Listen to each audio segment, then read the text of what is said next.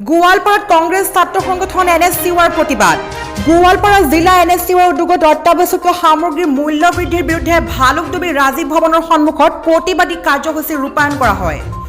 প্ৰতিবাদত অংশ লৈ গোৱালপাৰা জিলাৰ NSUৰ তত্ত্বাৱধায়ক ৰাজিবুল ইছলামে NSUৰ নেতাজনে ৰাজ্য চৰকাৰক তীব্ৰ সমালোচনা কৰি কয় যে ৰাজ্য চৰকাৰ মূল্য বৃদ্ধি ৰোধৰ ক্ষেত্ৰত সম্পূৰ্ণ ব্যৰ্থ হৈছে। ফলত সাধাৰণ ৰাইজে জিয়াটো ভুগিব লগা হৈছে। গতিকে এই চৰকাৰক 2021ত বিদায় দি ৰাজ্যত দুখীয়াক বুজি পোৱা কংগ্ৰেছ চৰকাৰ আনিব লাগিব। শেষত জিলা NSUৰ সভাপতি শ্বৰীফ আমিন আহমেদৰ নেতৃত্বত NSUৰ কৰ্মীসকলে অসম চৰকাৰ হাই হাই, বিজেপি চৰকাৰ গো বেক, মূল্য বৃদ্ধি ৰোধ কৰক, সৰ্বানন্দ সোণোৱাল গো বেক আদি শ্লোগানে ৰাজীৱ ভৱন উত্তাল কৰি তোলে। অসম ৰাজ্যিক NSUৰ যিজন নতুনকে অধিষ্ঠিত সভাপতি তেখেতে আমাৰ শপত লৈছে, মানে অসম ৰাজ্যিক NSU এখন নতুনকে গঠিত হৈছে ক'ব গ'লে।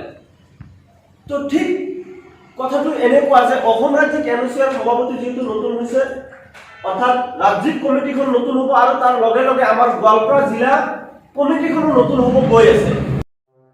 গোৱালপাৰাৰ পৰা মুস্তাফিজুৰ ৰহমানৰ ৰিপৰ্ট, ৰেড ৰিভাৰ টাইমছ।